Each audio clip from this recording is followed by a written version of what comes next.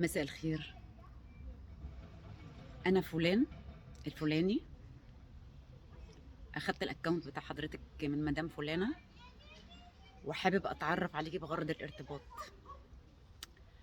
وشوفي وقتك يسمح امتى واجيلك وتعزميني على قهوه. بس انا ما بعزمش حد على قهوه. لا بس انا ضيف، انا جايلك ضيف. انتي مش عايزه تعزميني على قهوه؟ طب ايه رايك بقى هتعزميني على محمر ومشمر وتفرجيني على البلد؟ دي رساله جاتني من رسائل الصفحه، وبتقول لي هو دلوقتي بيرن عليا اكتر من 10 مرات وانا مش عارفه ارد اقول ايه او اعمل ايه. اوعي تعملي له بلوك، اوعي تعملي له بلوك. انا هقول لك تعملي ايه. انت تاخدي بعضك كده وتنزلي، تاخدي لك كاس واين او كاسين واين وتاكلي معاه حته جبنه قديمه او اي حاجه حادقه. هتلاقي بطنك وجعتك وعايزه ترجعي. اما تحسي انك عايزه ترجعي، افتحي بقى عليه المكالمه وردي عليه ورجعي في وشه. ايوه، ده ما يتردش عليه، ده يترجع في وشه على طول. يعني ايه اعمل ايه؟ يعني ايه اعمل ايه؟ المفروض ان ده حبيبتي باين من كلامه يعني.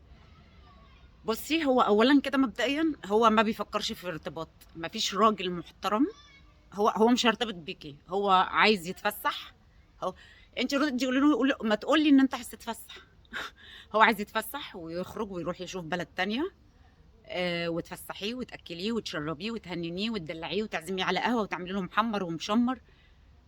يعني ايه تعملي ايه؟ يعني ايه تعملي ايه؟ هو ده ما يترد، ده ما يتردش عليه، ده يترجع في وشه على طول. يعني انت رايح تتعرف على واحده زي ما انت بتقول بغرض الارتباط، مش عارف تعمل راجل. انا ما قلتلكش ابقى راجل، انا بقول لك اعمل راجل. حاول تعمل راجل حتى لحد ما تكسب ثقتها ولا تكسب قلبها. يعني وبعدين ايه الثقه اللي انت فيها دي كلها يا اخويا؟ ايه الثقه اللي انت فيها دي يا اخويا؟ يعني ده انت اللي زيك كده ده اخره يتداس ويتحط جنب الحيط. كمان انت بتتشرط عليها تعمل لك محمر ومشمر وتعزمك. بص يا حبيبتي، بص يا حبيبه اختك.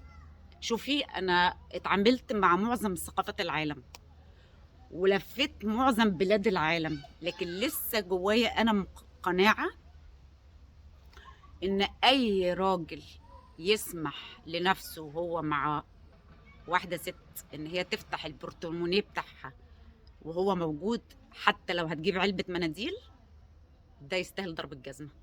ده عايز ضرب الجزمه. بص يا حبيبتي، هو ده مش بيفكر في ارتباط زي ما هو فاهمك، ولا عايز يرتبط.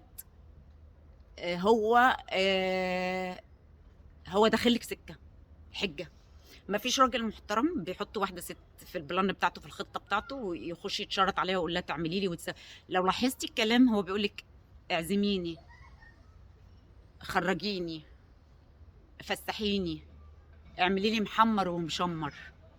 حتى ما قال يعني، ده لو جدي، لو هو جد وبيتكلم معاكي بجد هيقولك نتعرف على بعض، نخرج مع بعض، نتفسح مع بعض، فرصة نعرف بعض.